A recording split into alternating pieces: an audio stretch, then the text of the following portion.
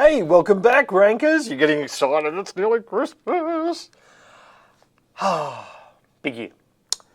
Now, last week came out with the announcement that Google was going to do a Penguin update before Christmas. The following day, Google came out and said they're not going to do a Penguin update before Christmas, which is cool. I like that. So that's excellent. So it's going to be in January. The reason that's a good thing of not having it before Christmas is because of the tumult that it would cause in, certainly the busiest period of the year for a lot of businesses. However, it's still coming. Okay, so I've been getting a lot of questions on last week's video about how do we detect a spammy backlink, and and Brett here has said, we created some SEOs created some, and random site owners create some. Here's the thing: get rid of the ones that the SEO companies created. I know that might sound blasphemous, but typically they're the ones that you're going to get penalised for. It depends on how it's done. So let me qualify that statement a little bit. If your SEO company has been working with you on outreach programs to other sites, and they're, you're doing all sorts of things to get people to give you backlinks, and hope they're going to give you backlinks because you're providing some awesome piece of content that you think they should know about, that's different from someone else, as an SEO company, going out and just going and putting up backlinks everywhere on random sites and those sorts of things. I'm going to show you a few of those. So what I've done is I've gone into Majestic because obviously I don't have, as far as Brett's concerned, I don't have access to Google Search Console. And what I've done is I've just put his domain in here, and then I've gone to the anchor text. This is the way I find spammy backlinks quickly. I go to the anchor text, I look at the anchor text, and as soon as I see keyword-rich anchor text like pool care, I go, ooh, what's that? Because it's not natural to have 194 backlinks with the word pool care in it. It's just not natural. People are either going to link to your domain and just say, this is Jim's pool care or whatever. No, it's not my business. It's a large group here in Australia. And if you have a look down here, you see a lot of them are from the related businesses within that group. So I wouldn't necessarily say, oh, they're spammy, but what I would do is probably change the anchor text so it doesn't say pool care, so it doesn't look spammy. And I would put in there, Jim's pool care, not just pool care.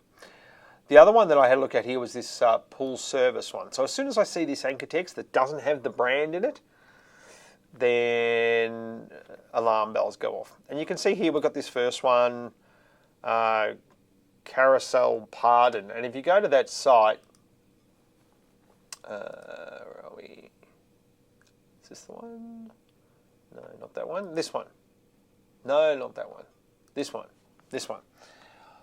So you can see here, it's an article with a heading tag and a subheading, and then we've got custom designer pools in here.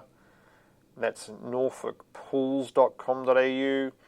And then down here we've got other weird anchor text to make it look kind of natural. So the pools only lasted up to 15 years.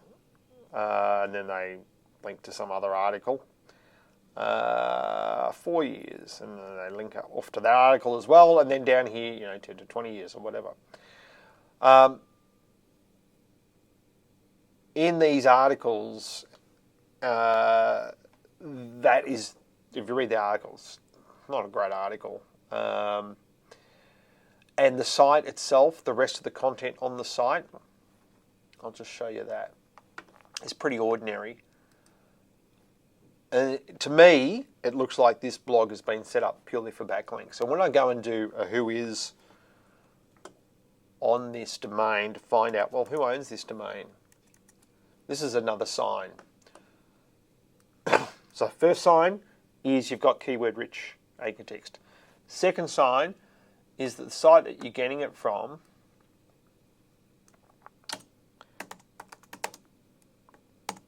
doesn't or tries to hide who owns the domain name.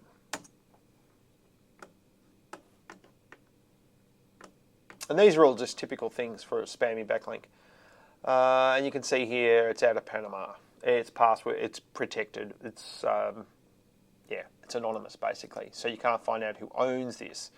So even though it says here her name is Gina, we know nothing about this person. Now, typically on a nice blog or a non-spammy blog, you would find out all about that person. And the other sign is they've been going since August. So there's that. Then here's another one. Pool service. Once again, goes off to Jim's Pool Care /New South Wales /Sydney. Once again, not a great article.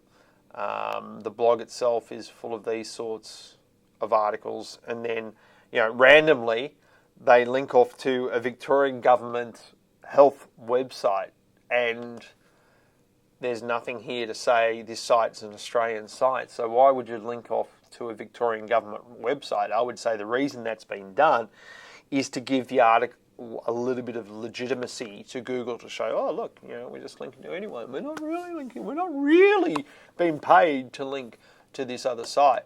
And of course, the same thing applies here. This is also an anonymous owned website. So these two definitely, I would say, are spammy. Then you'll get some that are like Yellow Pages, directories. If you don't know the directory, Yellow Pages, yeah, that's okay. That's a legitimate link. And Google would use it for things like location. I don't think they put terribly much stock in it for, I was going to swear, but I can't. I was going to say they're like noses. Everyone has one. Everyone has a Yellow Pages backlink. So, yeah, I wouldn't worry too much about that. And then you can see all these sorts of ones. I mean, Elwood rubbish removal kind of is something that I go, whoa, what? And they're all no follow. So I don't even have to worry about that because over here it says in the link type, they're no follow. So I'm not even going to worry about that. Even if it was put up for spam reasons, it's not going to work anyway. And working with bloggers as I've done over the last 6 months, they get approached a lot, obviously, to write articles and link to certain sites. And the bloggers are saying, do we have to put the no follow link on? Because that person who's paying me to write this article really doesn't want the no follow. They want the backlink. I said, yeah, that's the reason why you shouldn't do it. Because, Penguin has two sides to it. The site that's getting the link and the site that is selling the link.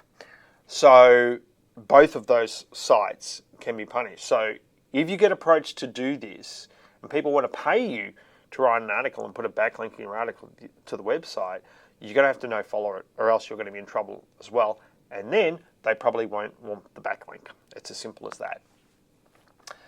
So two signs, anchor text, website is anonymous, or the owner of the website is anonymous. Third sign is that the content is not great. And this is from, here's another one. This site is She Informed. It's founded by Brandon.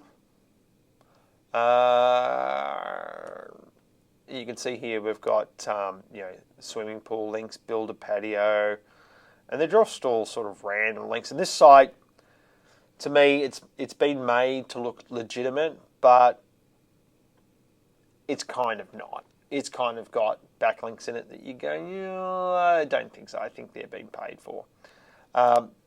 So, and another backlink that this site is giving from, it's owned by the same person, who is, let's see if I can bring him up, this guy. So you can see here, he's this site and also this site, and both have only been going, from what I can tell anyway, this year. So they're quite new sites, probably set up as a backlinking opportunity. So that's kind of where backlinking has gone now for the SEO industry, is that it's about trying to get backlinks from sites that look really legitimate, but Google just keeps getting cleverer and cleverer. So it's a never-ending game if you go down that path. So we actually have a backlinking product, and we do about 1,000 backlinks an hour. Removal, I'm talking, not creating. So that's our backlink product. Our backlinking product is removing bad backlinks. And that takes, so about 1,000 links an hour. But, we're a bit busy at the moment, as you can imagine, with everyone here has been told to get those disavows out if you haven't done them yet, because it's coming. The third sign that you've got spammy backlinks is that you actually paid someone to create backlinks for you. By definition, they would be spammy, unless they're going out knocking on doors or creating awesome pieces of content and sharing it out there in the hope of getting a backlink. But typically, if you've employed an SEO company that's had a backlink strategy for you, you might want to go and check those. Look for the anchor text.